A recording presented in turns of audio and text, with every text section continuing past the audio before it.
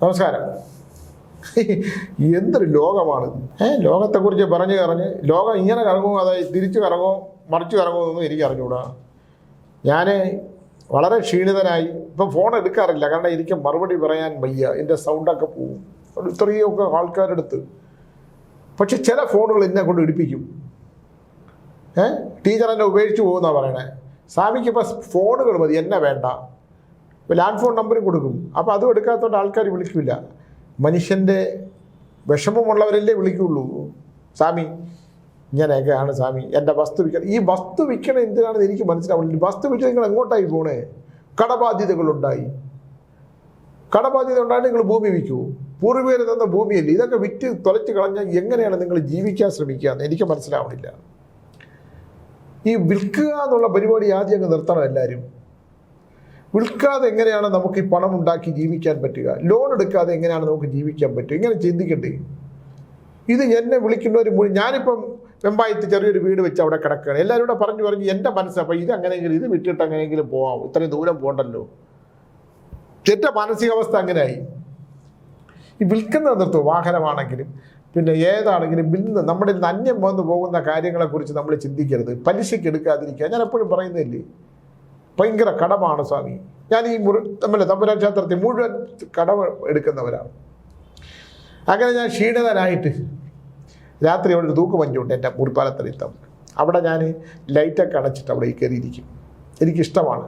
എന്താണ്, ആ ഇലകളിൽ ചുറ്റും മുളയൊക്കെ ഞാൻ വെച്ച് പിടിപ്പിച്ചിട്ടുണ്ട്. ആ മുള ഇലകളിൽ മഞ്ഞ് വീഴുമ്പോൾ ആ മഞ്ഞിൻ്റെ ശബ്ദം കേൾക്കാൻ, കാറ്റടിക്കുമ്പോൾ, തണുത്ത കാറ്റടിക്കുമ്പോൾ, പ്രകൃതിയുടെയാണ്. എല്ലാ രാത്രിയിലും ഞാൻ പുറത്തിറങ്ങിയിരിക്കും. അവിടെ കുറേ മീനുകളൊക്കെ വളർത്തും. എല്ലാത്തിനും ഞാൻ വിളിച്ചാൽ വരും. കിളികളുണ്ട്, ഞാൻ കാണുമ്പോൾ ചിലയ്ക്കും. അത്ര തന്നെ. ഇതൊക്കെയാണ്. അവർക്കറിയില്ല ചതിയുടെയും അല്ലെങ്കിൽ ഭൗതികമായിട്ടുള്ള ഭ്രമാത്മകമായ ഭ്രാന്തമായ അവസ്ഥകളില്ല ഇതിലൊന്നും. ആ ജീവികൾക്ക് നമ്മൾ ആഹാരം കൊടുക്കുന്നു, അത് സന്തോഷിക്കുന്നു. എല്ലാവരും വരൂ എന്ന് പറഞ്ഞാൽ എല്ലാവരും വരും. മീനുകൾ ആഹാരത്തിൻ്റെ ആ ശബ്ദം അല്ലേ, അങ്ങനെ അതിലുള്ള അങ്ങനെയാണ്. വന്ന് എൻ്റെ കൂടെ വന്നുള്ളവർക്കറിയാം. മുഴുവൻ ചെടികളും കാടും പടപ്പുമാണ്. പാറക്കെട്ടൊക്കെ വെച്ച് അധികം എൻ്റെ ഗുഹയൊക്കെ ഉണ്ടാക്കിയിട്ടുണ്ട്. ഒരു സാർക്കുവാണെങ്കിലും വരാം വിളിച്ചിട്ട്. അങ്ങനെ ഞാൻ ആ തൂക്കമഞ്ചത്തിൽ ഇങ്ങനെ വെറുതെ ഇരിക്കുക. ഈ ടീച്ചർ ഇപ്പോൾ വീണയൊക്കെ പഠിക്കണമുണ്ട്. രാത്രി ഞങ്ങൾ രണ്ടുപേരും എല്ലാവരും പോയി കഴിഞ്ഞാൽ ടീച്ചർ ഈ വീണ വായിക്കുന്ന സമയമാണ്. ഇല്ലെങ്കിൽ എൻ്റെ കൂടെ എന്തെങ്കിലും പറഞ്ഞ് വടക്കൊക്കെ ഇട്ടുകൊണ്ടിരിക്കും. ഞാൻ ആ തൂക്കമഞ്ചത്തിൽ ഇങ്ങനെ ഇരിക്കുമ്പോൾ ഫോൺ ഇങ്ങനെ നിർത്താതെ അടിക്കണു. വീണ്ടും അടിക്കും. അപ്പം ഈ സ്വാമിച്ചോ സ്വാമിച്ചാന്നാണ് വിളിക്കുന്നത്. അച്ഛനും ഭർത്താവും കൂടെ ചേർന്നതാണ് ടീച്ചർ. എന്നെ വിളിച്ച് ഈ ഫോണൊന്ന് എടുക്കൂ എന്ന് ചോദിച്ചു. എടുത്ത് ഞാൻ പോയി എടുക്കുമ്പോൾ ഒന്ന് ആലോചിച്ച് നോക്കൂ. സ്വാമി, ഞാൻ ഇന്ന സ്ഥലത്ത് നിന്നാണ്, കേരളമല്ല. നല്ല മധുരമായ ശബ്ദം. സ്വാമി, ഞാൻ DNA എപ്പോഴും കാണുന്ന ആളാണ്. എനിക്ക് സ്വാമിയെ കിട്ടിയല്ലോ, ഞാൻ കുറേ ദിവസമായിട്ട് വിളിക്കുന്നു. ഞാൻ ഈ നമ്പർ എങ്ങനെ കിട്ടി? അപ്പം മറ്റേ ഇടയ്ക്കിടയ്ക്ക് അങ്ങോട്ടും ഇങ്ങോട്ടും മാറി. നമ്മുടെ സുഹൃത്ത് ശാന്തിവള ദിനേശ് തമാശയായിട്ട് ചെയ്തൊരു വീഡിയോ ഞാൻ ഈ അടുത്ത കാലത്ത് കണ്ടു. ഞാൻ മാറി ഫോൺ എടുക്കൂല എന്നാണ് പറയുന്നത്. അത് അദ്ദേഹം പറയുന്നത് തെറ്റാണ്. ഞാൻ എല്ലാവരുടെ ഫോണും എടുക്കും, തിരിച്ചും വിളിക്കും. ചിലപ്പോൾ മാറി. ഇപ്പോൾ എനിക്ക് പറ്റുന്നില്ല, എൻ്റെ ആരോഗ്യാവസ്ഥ ഉണ്ടല്ലോ. എൻ്റെ ഫോണുകൾ അറ്റൻഡ് ചെയ്യാതെ മാത്രം ഒരു രൂപ വെച്ച് വാടിയാൽ പുള്ളിക്ക് വീട് വയ്ക്കാമെന്നും കണ്ട് പുള്ളി പറഞ്ഞിട്ടുണ്ട്. എടുക്കാത്തതല്ല. ഞാൻ 2012 മുതൽ എൻ്റെ നമ്പർ ഒരെണ്ണം 8606666646 സ്ഥിരം നമ്പറാണ്. അത് ഞാൻ മാറ്റിയിട്ടേ ഇല്ല. മറ്റ് നമ്പറുകളൊക്കെ ഇടയ്ക്കിടയ്ക്ക് മാറും. അതെൻ്റെ എനിക്ക് കാലത്തിനനുസരിച്ചുള്ള മാറ്റത്തിന്. പക്ഷേ ഞാൻ വീട് വിട്ട് ഇറങ്ങിയപ്പോൾ ഞാൻ കോഴിക്കോട് താമസിച്ചിരുന്നപ്പോൾ എടുത്ത നമ്പറാണ് 8606666646. അതെപ്പോൾ വിളിച്ചാലും കിട്ടും. പിന്നെ എടുക്കാൻ പറ്റാത്ത ആരോഗ്യപരമായ അവസ്ഥകളുണ്ടാകാം. ശബ്ദം അടഞ്ഞു പോകും. ഇത്രയും പേരുടെ 100 പേരോടെങ്കിലും ദിവസം സംസാരിക്കുന്ന ആളാണ്. പിന്നെ ഇവിടെ വന്ന് ഈ പ്രോഗ്രാം ചെയ്യണം. അപ്പോൾ ഈ പെൺകുട്ടി എൻ്റെ അടുത്ത് ചോദിച്ചു, സ്വാമി എന്നോടൊന്ന് സംസാരിക്കാൻ പറ്റുമോ? സ്വാമി കട്ട് ചെയ്യരുത്. ഞാൻ പറഞ്ഞു, ഞാൻ നല്ല ക്ഷീണിതനാണ്. ഇന്ന് 10-70 പേരുടെ ഫലം ഞാനിങ്ങനെ പറഞ്ഞിട്ട് വന്നിരിക്കുകയാണ്. എന്താണ് ഇയാളുടെ പ്രശ്നം എന്ന് ചോദിച്ചപ്പോൾ പറഞ്ഞു, സ്വാമി എനിക്കൊരു 10 മിനിറ്റ് തരണം. സ്വാമി ഇതിൻ്റെ മറുപടിയും പറയണം. ഞാൻ ചോദിച്ചെന്താണ്? അപ്പോഴാണ് ഇത് വിചിത്രമായി. നിങ്ങളിത് വിശ്വസിക്കുമെന്ന് എനിക്ക് അറിഞ്ഞുകൂടാ. ഈ കുട്ടി ഇത് കേൾക്കുമായിരിക്കും. കാരണം ആ കുട്ടി DNA ചാനൽ പിന്നെ സബ്സ്ക്രൈബ് ചെയ്തിട്ടുള്ള ആളാണ്. കുട്ടിയുടെ പ്രശ്നം കുട്ടിയുടെ അമ്മയാണ്. തമിഴ്നാടാണ്. പക്ഷെ നല്ലപോലെ അവൾ മലയാളം സംസാരിക്കും. കാരണം അവളൊരു മലയാളം ആയിട്ട് ബന്ധപ്പെട്ടുള്ള കമ്പനിയിൽ ജോലി ചെയ്തിട്ടുള്ള ഒരാളാണ്. അവൾ എന്നോട് പറഞ്ഞത്, സ്വാമി എൻ്റെ അമ്മയാണ് പ്രശ്നം. ഞാൻ ചെന്തേ എൻ്റെ അമ്മ എന്നെ നശിപ്പിക്കാൻ ശ്രമിക്കുന്നു. ഞാൻ എങ്ങനെ? അതാണ് എൻ്റെ വിചിത്രമായ കഥ. സ്വന്തം അമ്മ, വിധവയായ അമ്മ, മകളെ വളർത്തി വലുതാക്കിയ അമ്മ, ഒരു പുരുഷൻ, കാമാർത്തനായ ഒരു പുരുഷൻ എങ്ങനെയാണോ ഒരു യൗവനാവസ്ഥയായിട്ടുള്ള ഒരു മദാലസ്യയായ സ്ത്രീയോട് പെരുമാറുന്നത്, അതേപോലെ ഈ അമ്മ പെരുമാറുന്നു. നമുക്ക് വിശ്വസിക്കാൻ പറ്റുന്നുണ്ടോ? എനിക്കൊത്തിരി ബുദ്ധിമുട്ടി വിശ്വസിക്കാൻ. അപ്പം ഞാൻ പറഞ്ഞു, ഇനി പറയണ്ട, ഞാൻ ഈ കഥ പേര് പറയുന്നില്ല. ഞാൻ ആ കുട്ടിയുടെ പേര് സുഗന്ധി എന്ന് പറയുകയാണ്. കാരണം ആ കുട്ടി ഇത് കേൾക്കും. സ്വാമി പറഞ്ഞോളൂ എന്നാണ് പറഞ്ഞത്. പക്ഷെ എനിക്കത് പറഞ്ഞാൽ ഈ ലോകം ഇത് വിശ്വസിക്കാത്തതുകൊണ്ട് ഞാൻ പറയുന്നില്ല. പ്രസവിച്ച് വളർത്തിയ അമ്മ സ്വന്തം മകളെ പുരുഷനെ പോലെ നശിപ്പിക്കാൻ ശ്രമിക്കുന്നു.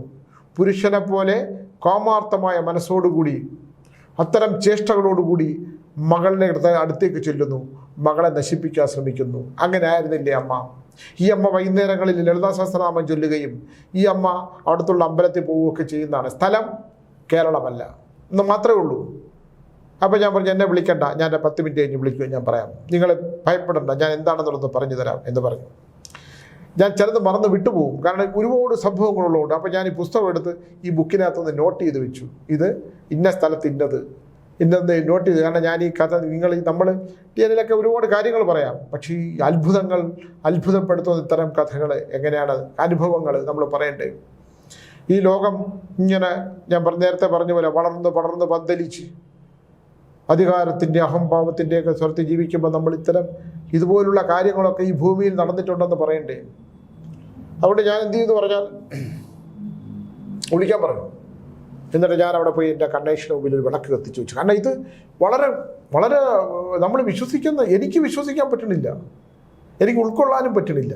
കാരണം ഇത്രയും പേരുടെ വന്ന് എൻ്റെ കാത് അടഞ്ഞിരിക്കുവാണ്. അപ്പോൾ ഞാൻ ജയിച്ച് കണ്ണവീക്ഷി മന്ത്രം ജപിച്ച് ഞാൻ കുറേ നേരം ഇങ്ങനെ എന്നിട്ട് ഞാൻ കുട്ടിയെ വിളിച്ച് എഴുതി വെച്ചു. സംഭവം ഞാൻ പറഞ്ഞു, എന്നോട് ഇങ്ങോട്ട് പറയണ്ട, ഞാൻ അങ്ങോട്ട് പറയാം എന്ന് പറഞ്ഞിട്ട് ഞാൻ ചോദിച്ചേ, ഈ മണിയമ്മ എന്ന് പറയുന്ന ആരാണ് എന്ന് ചോദിച്ചു. അപ്പോൾ ആ കുട്ടി നിശബ്ദ, അറിയില്ല സ്വാമി. ഞാൻ ഈ കൊപ്ര കച്ചവടം, കൊപ്രയാട്ടുന്ന തേങ്ങയായിട്ട് ബന്ധപ്പെട്ടിട്ടുള്ള ഒരു മണിയമ്മ ആരാണ് എന്ന് ചോദിച്ചു. ഈ കുട്ടി എന്നോട് ക്ഷമിക്കണം, ഞാനിത് ഒരു പ്രത്യേകിച്ച് കഥയായതുകൊണ്ട് ഞാൻ പ്രത്യേകിച്ചൊരു അനുഭവം ഉണ്ട്, ഞാൻ പറയുന്നതാണ്. ഞാൻ നിങ്ങളുടെ പേര് പറഞ്ഞിട്ടില്ല, ഞാൻ പേര് പറയത്തില്ല എന്ന് പറഞ്ഞുകൊണ്ട് പറയുകയാണ്. അപ്പോൾ അവൾ പറഞ്ഞു, എനിക്ക് ഈ മണിയമ്മ, നിങ്ങൾ ഉദ്ദേശിക്കണം മണിയമ്മ എന്നുള്ളത് എനിക്കറിയത്തില്ല സ്വാമി എന്ന് പറഞ്ഞു. അപ്പോൾ ഞാൻ സുഗന്ധി എന്നാണ് നമ്മുടെ പേര്, സുഗന്ധി അല്ല മറ്റൊരു പേരാണ്. ഞാൻ ചോദിച്ചു, സുഗന്ധി എന്നല്ലേ? അതെ. ഈ ശിവ എന്ന് പറയുന്നത് ആരാണ്? അവനെൻ്റെ ഫ്രണ്ടായിരുന്നു സ്വാമി. ഞാൻ പറഞ്ഞു, ഈ ശിവയും ഈ മണിയമ്മ എന്ന് പറയുന്ന ഒരു സ്ത്രീയായിട്ടൊരു സൗഹൃദം ഉണ്ടായിരുന്നു, ഒരു ബന്ധം. അപ്പോൾ അത് അറിഞ്ഞുകൂടാ സ്വാമി, എനിക്കറിയാൻ വയ്യ എന്ന് പറഞ്ഞു. ഞാൻ പറഞ്ഞു, നിങ്ങൾ 10 മിനിറ്റ് കഴിഞ്ഞ് ഞാൻ നിങ്ങളെ വിളിക്കും, നിങ്ങൾ എന്നിൽ നിന്നൊന്നും മറയ്ക്കാൻ ശ്രമിക്കണ്ട. ഇതെൻ്റെ ജീവിതത്തിലെ ഞാൻ പ്രേതാന്വേഷണ നിഗൂഢ രഹസ്യങ്ങൾ എന്ന് പറഞ്ഞ എൻ്റെ ഒരു പുസ്തകമുണ്ട്. ഞാൻ അതിനകത്ത് അടുത്ത പുസ്തക പരമ്പരകൾക്കകത്ത് എഴുതാം, ഈ കഥ എഴുതും. കാരണം ഇത് ജനം വിശ്വസിക്കാത്തത് കൊണ്ട് തന്നെ എഴുതും. നിങ്ങൾ എന്നെ വിളിച്ചതാണ്, എൻ്റെ എല്ലാ സാധനമുണ്ട്, നിങ്ങൾ വിളിക്കുമ്പോൾ ഉണ്ടാകുന്ന.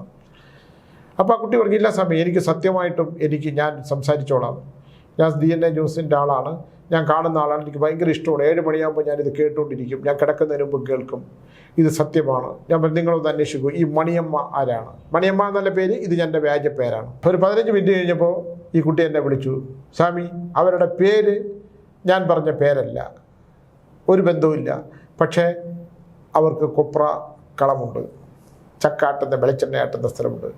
ഈ ശിവ എന്ന് പറയുന്നത് കുട്ടിയുടെ ആരാണ്? അവൻ എൻ്റെ സുഹൃത്തായിരുന്നു. എന്നാൽ ഈ ശിവ എന്ന് പറയുന്നവൻ നല്ലവനാണോ? അല്ല സ്വാമി. ഈ കുപ്രയാട്ടുന്ന ഈ സ്ത്രീയുമായിട്ട് അവൻ്റെ മൂത്ത സഹോദരിയുടെ പ്രായം കാണും. കാരണം ഇവന് ഒരു 23 വയസ്സ് കൂടുതലില്ല ഈ ശിവയ്ക്ക്. ഈ സ്ത്രീക്ക് ഒരു 40-42 വയസ്സുണ്ട്, വിധവയാണ്. പക്ഷേ അവർ വലിയ പൊട്ടൊക്കെ ഇട്ട്, അവരെക്കുറിച്ച് ഞാൻ അങ്ങോട്ട് പറഞ്ഞു കൊടുത്തു കാണാതെ. ശരിയാ സ്വാമി, ഞാൻ അവൻ്റെ അടുപ്പമുള്ള ഒരാളോട് ചോദിച്ചു. കാരണം ഞാൻ അവരെ എനിക്കറിയത്തില്ല, എനിക്ക് അവരെ പോയിട്ടുള്ളതേ ഉള്ളൂ. ആ സ്ത്രീയായിട്ട് അവന് ഹിതമല്ലാത്ത ബന്ധമുണ്ട്. ഇവരുടെ ഇഷ്ടക്കാരനായ ശിവയ്ക്ക് ഈ കൊപ്ര എണ്ണ സംഭവമായിട്ട് ബന്ധപ്പെട്ടിട്ടുള്ള ആളുമായിട്ട് ബന്ധമുണ്ട്. എന്ത് ബന്ധം? ശാരീരികമായ ബന്ധം. നിങ്ങൾ തമ്മിൽ ശാരീരികമായ ബന്ധത്തിന് തടസ്സമുണ്ടായത് എപ്പോഴാണ്? അവൾ ഒരു നിമിഷം സൈലൻ്റായിട്ട് പറഞ്ഞു, ഉണ്ടായിരുന്നു സ്വാമി. എൻ്റെ പ്രിയപ്പെട്ട സുഗന്ധി, തൻ്റെ പേര് ഞാൻ പറഞ്ഞിട്ടില്ല, എന്നാൽ എന്നോടൊന്ന് ക്ഷമിക്കണം. ഇത് ഞാൻ ഒരു പ്രത്യേകിച്ച് ഒരു അനുഭവമായതുകൊണ്ട് ഞാൻ പറയുവാണ്. ഞാൻ പല പേരുകളും പറഞ്ഞു, പല കാര്യങ്ങളും പറഞ്ഞു, കുട്ടിയെല്ലാം സംബന്ധിച്ചു. അപ്പോൾ ഈ കുട്ടി എന്താ സംഭവം എന്ന് പറഞ്ഞാൽ, ഇവൻ്റെ വീട്ടിൽ ഇവളുമായിട്ട് സൗഹൃദമുള്ളത് ഈ മണിയമ്മ അറിയുന്നു.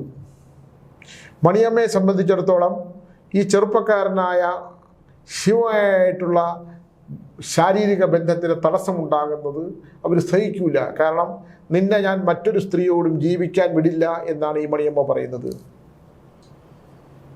അപ്പം എൻ്റെ കൊപ്രാക്കള ലക്ഷക്കണക്കിന് വരുമാനമുള്ള എൻ്റെ കൊപ്രാക്കള ഉൾപ്പെടെ നിനക്ക് ഞാൻ എഴുതിത്തരാം, നീ എൻ്റെ കൂടെ ജീവിക്കണം. തമിഴ്നാടാണ്, നീ മറ്റാരുടെ കൂടെ ജീവിക്കാൻ പറ്റൂല. ഇവനാണെങ്കിലോ ഇവളോട് പ്രണയമാണ്. പ്രണയം മാത്രമല്ല, അവരുമായിട്ട് ഒരു പ്രാവശ്യം ഒരു ബന്ധമുണ്ടായി എന്നാണ് പറയുന്നത്. എന്തായാലും ഒരു പ്രാവശ്യമല്ല, 9 തവണയല്ല, 9 ലക്ഷം തവണയായാലും ബന്ധമുണ്ടായി. ഈ ബന്ധം ഈ മണിയമ്മയെ സംബന്ധിച്ചിടത്തോളം പ്രശ്നമാണ്. മംഗളകരമായ ഒരു കാര്യം നടന്നപ്പോൾ ഇവൻ വാഹനാപകടത്തിൽ, ബൈക്ക് അപകടത്തിൽ മരിച്ചു എന്ന് ഞാൻ ചോദിച്ചു സുഗന്ധിയോട്. ആ, മരിച്ചു സ്വാമി. അപ്പോൾ എങ്ങനെ മരിച്ചു? അത് അവൻ്റെ സഹോദരിയുടെ കല്യാണത്തിന് പോയപ്പോൾ ബൈക്ക് ആക്സിഡൻറ്റിൽ മരിച്ചു. ഈ ശിവ മരിച്ചു. അതിനുശേഷം അവൻ ഈ മരണത്തിന് മുമ്പ്, കല്യാണത്തിന് മുമ്പ് ഇവരെ അവൻ ക്ഷണിച്ചിരുന്നു, ഈ മണിയമ്മേ. സ്വാമി, അതിനെക്കുറിച്ച് എനിക്കറിയാൻ വയ്യ. അപ്പോൾ ഞാൻ ബാക്കിയുള്ളത് കണ്ടുപിടുത്തമാണ് എൻ്റെ എന്ന് പറഞ്ഞാൽ, ഈ സഹോദരിയുടെ വിവാഹത്തിന് ഇവളും കനകാമ്പരമൊക്കെ വെച്ച് തമിഴ്നാടല്ലേ പോകാനൊരുങ്ങുന്നു. ഇവളെ വിളിക്കുമ്പോൾ പറഞ്ഞു, ഞാൻ ഭയങ്കര ടെൻഷനിലാണ് എന്ന് പറയുന്നു. എന്താണ് ടെൻഷൻ്റെ കാരണം? അത് നമുക്ക് അറിഞ്ഞുകൂടാ. ഈ സ്ത്രീ, ഈ കൊപ്ര കച്ചവടത്തിലുള്ള സ്ത്രീ അവനെ വീട്ടിലേക്ക് വിളിച്ചു വരുത്തിയിട്ട് എന്താണ് കൊടുത്തു എന്നുള്ളത് അറിയില്ല. എന്തായാലും അവൻ വാഹനാപകടത്തിൽ മരിച്ചു. മരണത്തിന് ശേഷം അവൻ്റെ ആത്മാവ്, അവൻ്റെ പ്രേതാത്മാവ് ഈ അമ്മയുടെ ശരീരം, അവൻ്റെ മാനസം മുഴുവൻ അവരുടെയാണ്. അവനാണ് അമ്മയുടെ ശരീരത്തിൽ. ഇതിന് നമ്മൾ എന്താണ് ഒരു പ്രതിവിധി പറയുക? പക്ഷേ ഈ അമ്മയുടെ മുറിക്കകത്ത് കയറാൻ വയ്യ. അമ്മ കാമാർത്ഥമായ ഒരു മനസ്സോടുകൂടി, ആ ഭാവത്തോടു കൂടി, അത് അവർ പറയുന്നത് എനിക്കിവിടെ പറയാൻ പറ്റില്ല. ഇതിനെന്താണ് നമ്മൾ പറയുക? മരിച്ച ശേഷം മരണാനന്തരം ഒരു ജീവിതമില്ല എന്ന് പറയുന്നിടത്തും, ഇത്തരത്തിൽ കാര്യങ്ങളില്ല എന്ന് പറയുന്നു. ശാസ്ത്രത്തിൻ്റെ പുരോഗതിയെക്കുറിച്ച് പറയുന്നവരും ഒക്കെ ആണ്. ഇപ്പോൾ ഇറങ്ങുന്ന പ്രേത സിനിമകളുടെയൊക്കെ പുതിയ തലമുറ അവർക്ക് ഇഷ്ടപ്പെട്ട കഥകളാണ്. ഇഷ്ടപ്പെട്ട എൻ്റെ പുസ്തകങ്ങളൊക്കെ വിറ്റ് പോകുന്നത്. ഞാൻ അത്ഭുതത്തോടു കൂടി ടീച്ചറിനോട് പറയും, ഇതെങ്ങനെയാണ് നമ്മുടെ ബുക്കുകൾ ഇങ്ങനെ പോകുന്നതെന്ന് ചോദിക്കും. കാരണം പുതിയ തലമുറ മലയാളമായിട്ട് പോലെ, ഇപ്പോൾ ഇംഗ്ലീഷിലും തമിഴിലും ഒക്കെ ഇറങ്ങി എൻ്റെ ബുക്കുകൾ. അപ്പോൾ ഈ ഒരു അവസ്ഥയിൽ എന്താണ് ചെയ്യേണ്ടതെന്ന് ഞാനിപ്പോൾ 2 ദിവസം കഴിഞ്ഞിട്ട് വിളിക്കാമെന്ന് പറഞ്ഞു. ഈ അമ്മയെ നമ്മൾ എങ്ങോട്ടാണ് കൊണ്ടുപോവുക? ആ പെൺകുട്ടിക്ക് നിവൃത്തിയില്ലാതായി. കാരണം ഈ കാമാർത്ഥമായിട്ട് ആ ശാരീരിക ബന്ധം ഉണ്ടായിരുന്നപ്പോൾ, ആ ശാരീരിക ബന്ധത്തിൻ്റെ ഭൗതികമായിട്ടുള്ള സുഖലോലപത അനുഭവിച്ച ആ ചെറുപ്പക്കാരൻ അവൻ്റെ അമ്മയിലൂടെ ഈ പെൺകുട്ടിയെ നശിപ്പിക്കാൻ ശ്രമിക്കുന്നു. നശിപ്പിക്കാനല്ല, അവളിപ്പോൾ മറ്റൊരാളായില്ലേ, ഇവൻ പോയി മരിച്ചില്ലേ. ഈ അമ്മ എന്ത് ചെയ്യണം? അതാണ് നമ്മുടെ സമൂഹത്തിൻ്റെ ചോദ്യം, സമൂഹത്തോടുള്ള അവളുടെ ചോദ്യം. ഈ അമ്മയിൽ നിന്ന് എന്നെ എങ്ങനെ രക്ഷപ്പെടുത്താൻ പറ്റും? സുഗന്ധിക്ക് എങ്ങനെയാണ് ഈ സ്ത്രീയിൽ നിന്ന് രക്ഷപ്പെടുത്താൻ പറ്റുന്നത്? വല്ലാത്ത ഒരു മാനസികാവസ്ഥ. ഇത് നമ്മൾ ചെയ്യേണ്ടതുണ്ട്. എന്ന് പറഞ്ഞാൽ തന്ത്രമാന്ത്രികത്തിൽ ഇത്തരം പ്രേതാത്മാക്കളെ ഭദ്രകാളി ക്ഷേത്രത്തിൻ്റെ തെക്കു നിൽക്കുന്ന മരത്തിൻ്റെ തെക്കോട്ട് പോകുന്ന ശിഖരങ്ങൾ കൊണ്ട് ആ പ്രതിമ രൂപം ഉണ്ടാക്കണം. അവൻ്റെ രൂപം, അവൻ്റെ സൈസും അളവും ഒക്കെ എടുത്തിട്ട് അതുണ്ടാക്കി അവന് മോക്ഷപ്രാപ്തി കൊടുക്കുന്ന ഒരു ചടങ്ങുണ്ട്. ഭയങ്കര എക്സ്പെൻസീവാണ്. അത് പ്രത്യേക ഒരു അവസ്ഥകളിലാണ് ഇത് ചെയ്യേണ്ടത്. ഈ അമ്മ തന്നെ ചെയ്ത് അവനെ വേർപെടുത്തണം. ഈ അമ്മ ഈ കർമ്മങ്ങൾ ചെയ്ത് തൻ്റെ ശരീരത്തിലിരിക്കുന്ന നെഗറ്റീവ് എനർജിയെ വേർപെടുത്തുമ്പോൾ വളരെ ഭീകരമായ പല സംഭവങ്ങളും ഉണ്ടാവും. ഞാൻ പറഞ്ഞില്ലേ, എൻ്റെ കൂടെ വന്ന ഒരു പെൺകുട്ടിയുടെ ഞാൻ ഫ്ലവേഴ്സ് ചാനലിൽ ചെയ്തിട്ടുണ്ട്. അവിടെ നെക്ക് എക്സ്റേ എടുത്തപ്പോൾ നട്ടലിലൊരു മുഖമാണ്, അപ്പോൾ അത് മാറിയത്. അപ്പോൾ ഇത്തരത്തിലുള്ള സംഭവങ്ങൾ ഈ ഭൂമിയിൽ സംഭവിക്കുന്നുണ്ട്. എന്നെ ഈ അടുത്ത കാലത്ത് ഞെട്ടിച്ചൊരു സംഭവമാണിത്. ഞാനതിന് പരിഹാരമൊന്നും പറഞ്ഞു കൊടുത്തില്ല, കാരണം പരിഹാരം ചെയ്യാൻ കഴിയുന്നില്ല. അത്ര വലിയ സംഭവങ്ങളാണ്. ഇതൊക്കെ ഉണ്ടാക്കിയെടുക്കുന്ന ആൾ പോലും ഇല്ല. ഇതൊക്കെ ഒന്നാമത് കാഞ്ഞിരമരം പ്രേതമരമാണ്. ഇതിലൊന്നും ഇതൊക്കെ ഉണ്ടാക്കിയെടുത്ത് ഇതൊക്കെ നമ്മൾ ഈ സംഭവങ്ങളൊക്കെ ചെയ്ത് അവരെ കൊണ്ട് തന്നെ വാക്കരിയിട്ട് ഇതിനെ ദഹിപ്പിച്ചു. തൻ്റെ ശരീരത്തിലെ നെഗറ്റീവ് എനർജിയെ നമ്മൾ തന്നെ ദഹിപ്പിക്കുന്ന ചില ചടങ്ങുകളാണ്. അതൊന്നും ചെയ്യാൻ പറ്റില്ല. നമ്മളെ കണ്ണും കാലും കയ്യും ഒക്കെ പോയിരിക്കുകയാണ്. ഇതൊന്നും പണത്തിന് വേണ്ടിയിട്ട് ഒരെണ്ണം ചെയ്താൽ മതി, ഇതൊന്നു പോവും. അത് ഉണ്ടാക്കാവുമ്പോൾ ആ സാഹചര്യങ്ങൾ ഇതെല്ലാം ഉണ്ടാക്കിയെടുത്ത് ഇതിൻ്റെ കംപ്ലീറ്റ് ഒറ്റ രാത്രിയാണ്. ഒരു രാവിലെ തുടങ്ങിയാൽ ഇത് രാത്രി 12 മണിക്കേ തീരുള്ളൂ. അത്തരം കർമ്മങ്ങൾ തന്ത്രശാസ്ത്രത്തിലെ നിഗൂഢമായിട്ടുള്ള, വളരെ നിഗൂഢമായിട്ടുള്ള, ഗോപ്യമായിട്ടുള്ള പ്രേതാവാഹനത്തിൻ്റെ ഒരു ഖണ്ഡമാണിത്. ഇത് ചെയ്യുന്നതിന് മുമ്പ് ആ ചെയ്യുന്ന ആൾ പാലിക്കേണ്ടത്, ആ ചെയ്യുന്ന സ്വന്തം ശരീരത്തിൽ ഉറഞ്ഞിരിക്കുന്ന ആത്മാവിനെ എങ്ങനെയാണ് മോചിപ്പിക്കേണ്ടത്. നമ്മൾ ഈ സിനിമയിലും ഇതൊക്കെ കാണുന്ന പോലെ വേറൊരാൾക്കൊന്നും ഇത് തീർക്കാനൊന്നും പറ്റില്ല. ഇതൊക്കെ തന്നെ പണ്ട് തന്ത്രശാസ്ത്രത്തിലെ മിടുക്കന്മാരായ മന്ത്രവാദികളുള്ളപ്പോൾ അവർ വിളിച്ചാൽ വരും, കേൾക്കുകയൊക്കെ ചെയ്യും. അപ്പോൾ ഇത് ഒരു ചോദ്യമാണ്. അങ്ങനെ സുഗന്ധി, മണിയമ്മയും ശിവയും ഒക്കെ എൻ്റെ മുമ്പിൽ ഒരു ചോദ്യചിഹ്നമായി നിൽക്കുകയാണ്. ഈ ചോദ്യത്തിന് ഉത്തരം കണ്ടെത്താൻ പറ്റുമെന്ന് എനിക്കറിയില്ല. ഈ അമ്മയ്ക്ക് എന്താണ് സംഭവിക്കാൻ പോകുന്നത് എനിക്ക് അറിയില്ല. അമ്മ എന്തായാലും ഈ ഒരു അവസ്ഥയിലാണ്. അപ്പോൾ അതുകൊണ്ട് കാലം വളരുന്നു, കാഴ്ചപ്പാടുകൾ മാറുന്നു, ഭൗതികമായ ചിന്തകൾ മാറുന്നു, ശാസ്ത്രം വളർന്ന് വികസിച്ച് മറ്റൊന്നാകുന്നു. ദൈവത്തിനെ കൊള്ളയടിക്കുന്നവരും ദൈവമില്ല എന്ന് വിചാരിച്ച് ദൈവത്തിൻ്റെ വിഗ്രഹങ്ങൾ തന്നെ അളവെടുത്ത് വിഗ്രഹം പകുതി മാറ്റിവെക്കാൻ ശ്രമിക്കുന്നവരും ദൈവത്തിൻ്റെ സ്വർണം കൊള്ളയടിക്കുന്നവരും ഒക്കെ ഒന്ന് ഓർക്കുന്ന നല്ലതാണ്. കാലം അവസാനം കൊടുക്കുന്ന ഒരു ശിക്ഷയുണ്ട് ഇതിനൊക്കെ. കാരണം അവർക്ക് അവകാശപ്പെട്ടതാണ്. അവർക്ക് അവകാശപ്പെട്ടത് മറ്റുള്ളവരാൾ കവർന്നെടുക്കാൻ ശ്രമിച്ചാൽ, ഈ സുഗന്ധിക്ക് അവകാശപ്പെട്ട ശിവനെ ഒരു ദുർബലമായ നിമിഷത്തിൽ ഈ മണിയമ്മയായിട്ടൊരു ബന്ധമുണ്ടായിട്ടുണ്ടെങ്കിൽ അത് മണിയമ്മ സ്വന്തമാക്കാൻ ശ്രമിച്ചാൽ, ആ സ്വന്തമാക്കാൻ ശ്രമിച്ച പ്രേതാത്മാവ് എത്ര ശക്തിയോടുകൂടിയാണ് അവളെ വീണ്ടും മറ്റൊരു ശരീരത്തിലൂടെ പ്രവേശിക്കാൻ ശ്രമിക്കുന്നത്. ഇത്തരം കാര്യങ്ങളൊക്കെ ഈ ഭൂമിയിൽ നടക്കുകയാണ്. നല്ല കർമ്മങ്ങൾ ചെയ്യുക, മനസ്സിനെ നിയന്ത്രിക്കാനായിട്ടുള്ള കർമ്മങ്ങൾ ചെയ്യുക എന്ന് പറഞ്ഞുകൊണ്ട് നിർത്തുന്നു. നമസ്കാരം.